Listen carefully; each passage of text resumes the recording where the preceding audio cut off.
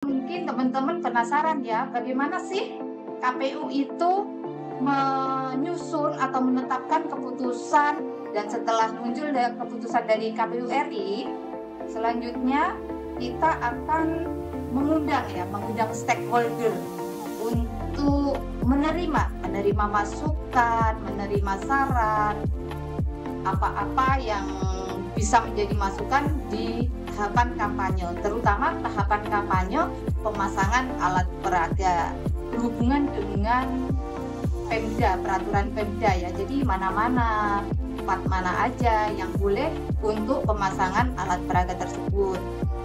Tentunya diakses oleh semua masyarakat, publik, terutama oleh teman pemilih, sobat JDIH, peserta pemilu, ataupun partai politik. Dan informasi yang kita unggah di website JDIH KPU Kabupaten Jepara itu tentunya tidak boleh memihak atau menyudutkan pihak tertentu.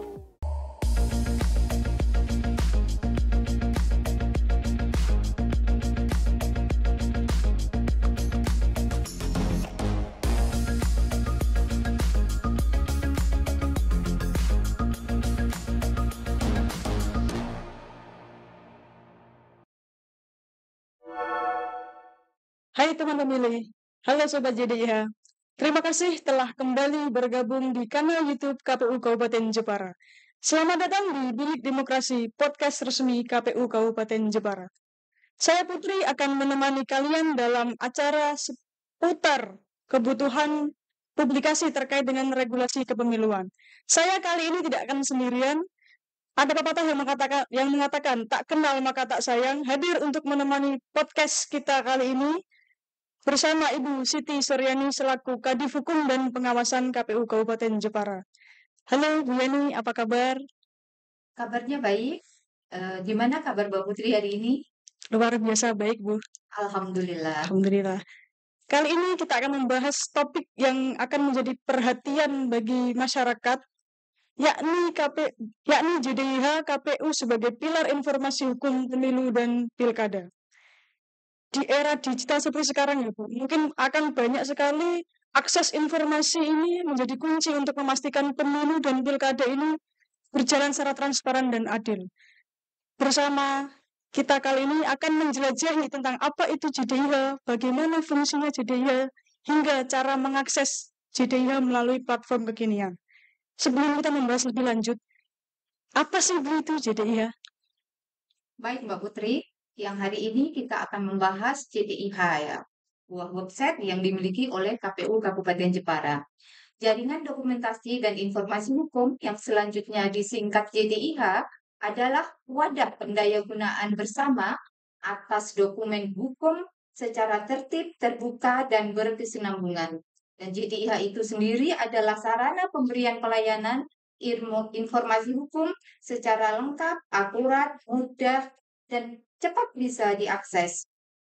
Tentunya diakses oleh semua masyarakat, publik, terutama oleh teman pemilih, sobat JDIH, peserta pemilu, ataupun partai politik.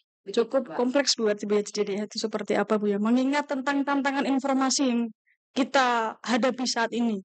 Kira-kira tuh fungsi JDIH itu sebenarnya seperti apa sih Bu? Fungsinya itu apa gitu?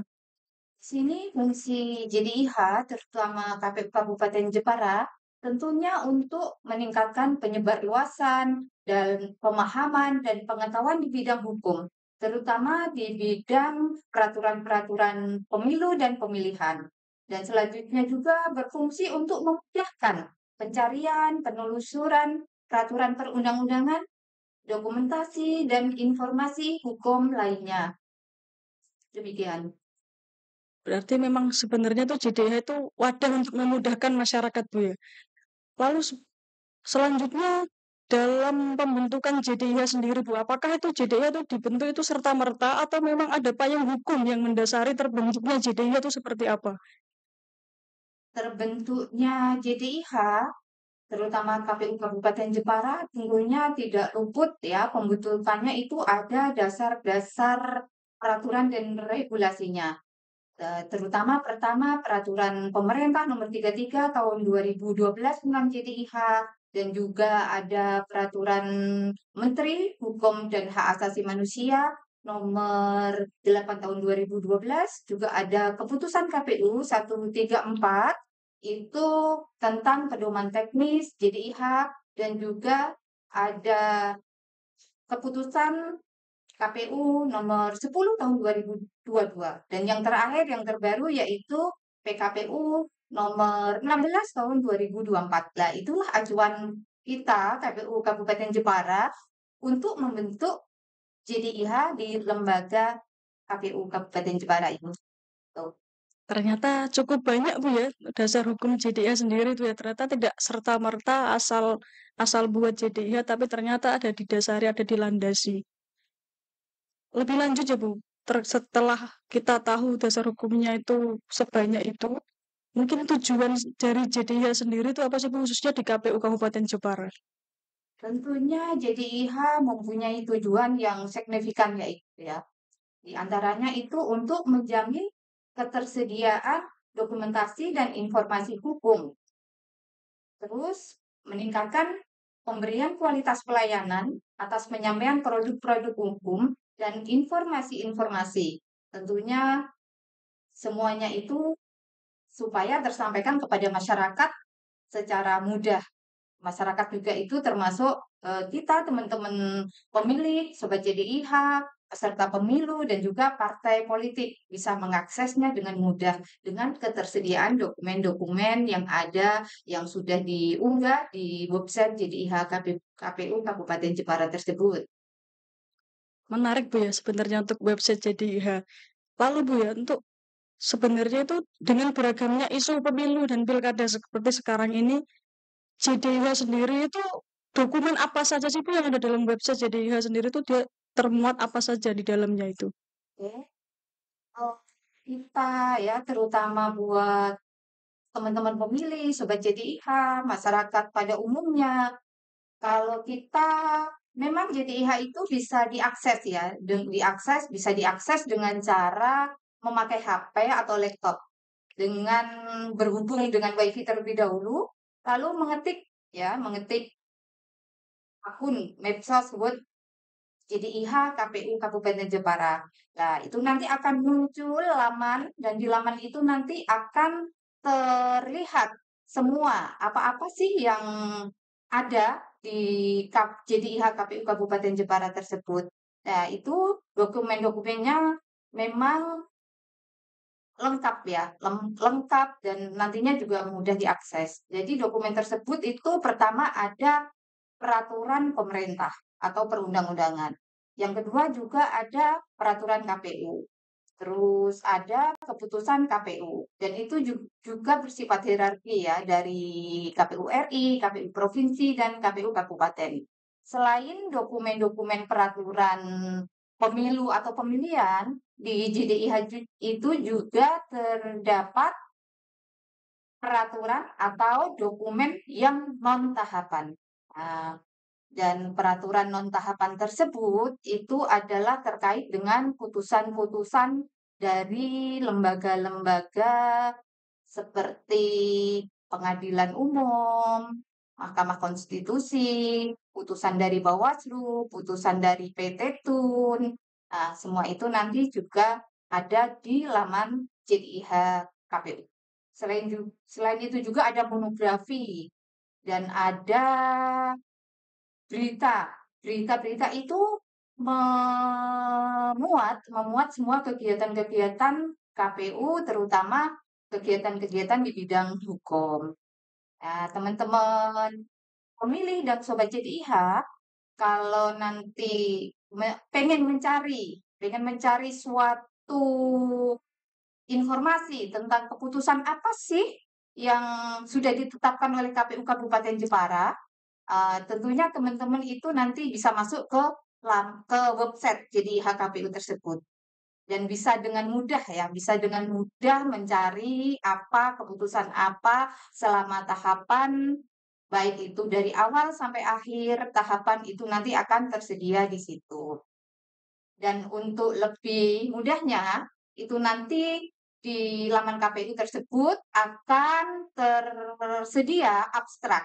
Ya, abstrak itu adalah resum dari putusan yang telah ditetapkan oleh KPU Kabupaten Jepara. Dan dari abstrak itu bisa diketahui dengan ringkas isi dari keputusan yang teman-teman ingin mengetahuinya. Jadi lebih mudah melihat dari resum abstraknya terlebih dahulu seperti itu. Dan selanjutnya mungkin teman-teman penasaran ya, bagaimana sih KPU itu menyusun atau menetapkan keputusan yang ada di lembaga KPU. Nah, kita kasih tahu sedikit tentang alur penetapan keputusan yang ada di KPU Kabupaten Jepara. Misalnya kita ada di tahapan pilkada, ada di tahapan kampanye. Tahapan kampanye ini adalah tahapan saat sebelum pemungutan suara dilaksanakan. Nah, setelah itu kita dalam menyusun peraturan atau keputusan kampanye untuk kampanye itu, kita itu dapat turunan dari KPU RI, PKPU, lalu akan muncul lagi putusan dari KPU RI. Dan setelah muncul keputusan dari KPU RI, selanjutnya kita akan mengundang stakeholder untuk membicarakan, untuk menerima masukan, menerima saran, apa-apa yang bisa menjadi masukan di tahapan kampanye, terutama tahapan kampanye pemasangan alat peraga. Pemasangan alat peraga itu berhubungan dengan Pemda, peraturan Pemda ya. Jadi tempat mana aja yang boleh untuk pemasangan alat peraga tersebut. Nah, dari situ kita mengundang stakeholder dan pemerintahan ya untuk membicarakan akan keputusan yang dari KPU RI, lalu kita sinkronkan tempat-tempat mana yang diperbolehkan untuk berkampanye. Setelah sinkron, maka selanjutnya kita rapat plenokan. Nah, setelah kita rapat pleno, maka sudah disetujui, maka kita akan tetapkan putusan kampanye pemasangan alat peraga tersebut. Begitu Mbak Putri, sedikit alur bagaimana sih KPU itu dalam menetapkan suatu keputusan kebijakan yang ada di KPU Jepara, begitu. Ternyata alurnya memang cukup panjang, Bu, ya. Tidak hanya serta-merta KPU Kabupaten Jepara itu tidak serta-merta langsung menetapkan, tapi juga ada mungkin yang disampaikan Bu Yani tadi, terkait dengan kampanye itu harus mengundang beberapa stakeholder dan pemerintah daerah di Kabupaten Jepara gitu, Bu, ya. Jadi tidak serta-merta langsung menetapkan. Pun juga ada rapat pleno dari KPU Kabupaten Jepara sendiri gitu, Bu, ya. Sebelum mungkin selanjutnya mungkin akan dilakukan pengunggahan begitu, Bu, ya, ke laman website KPU Kabupaten Jepara. Lebih lanjut, Bu, ya, terkait dengan JDIH ini kan luas ya, Bu, ya. Ada Ibu sampaikan tadi kan mungkin ada dari peraturan itu sendiri, Ibu juga menyampaikan terkait dengan media sosial JDIH KPU Kabupaten Jepara sendiri. Lebih lanjut, Bu, Ya, untuk pengelolaan media sosial ini kan sebagai sebagai media yang mengatur pengelolaan medsos JDIH untuk menjaga kredibilitas KPU Kabupaten Jepara. Kira-kira itu asasnya apa aja sih, Bu, yang mungkin dalam pengelolaan medsos JDIH itu bisa lebih kredibel seperti itu? baik Mbak Putri. Kita KPU Kabupaten Jepara dalam melaksanakan pengunggahan baik itu semua ya, konten-konten, informasi, dokumen hukum, semua itu tentunya kami mengacu pada asas faktual, keterlibatan, dan kemudahan. Ya, misalnya as asas faktual itu informasi atau konten-konten yang kita sampaikan, itu harus berdasarkan data dan fakta yang jelas. Semua itu harus diunggah dengan mempertimbangkan kepentingan umum. Selanjutnya, keterlibatan.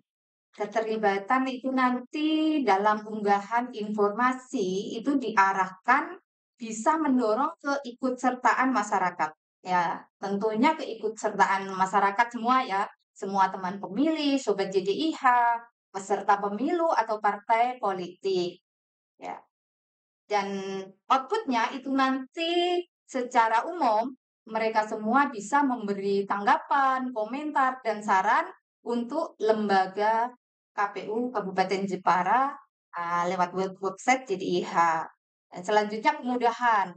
Jadi dalam mengunggah informasi yang disampaikan ke website JDIH itu memang harus disampaikan ya, harus tersampaikan dengan akses yang mudah dan cepat bisa didapat oleh siapa saja, kapan saja, dan di mana saja. Tentu saja secara benar, jujur, dan aktual tadi. Begitu, Mbak. Oh, berarti ada 3 asas Bu ya Iya. untuk menjamin pengelolaan medsos JDIH sendiri Bu ya. Lalu mungkin bagi pendengar di Jepara sendiri yang ingin mengupdate melalui media sosial, mungkin apa perlu nggak Bu? Apa saja sih akun medsosnya JDIH KPU Kabupaten Jepara itu? Mungkin bagi media, bagi masyarakat lokal mungkin ingin mengetahui lebih lanjut. Saya ingin tahu nih JDIH KPU Kabupaten Jepara ini apa sih? Apa namanya? Akun resminya tuh apa aja kayak gitu.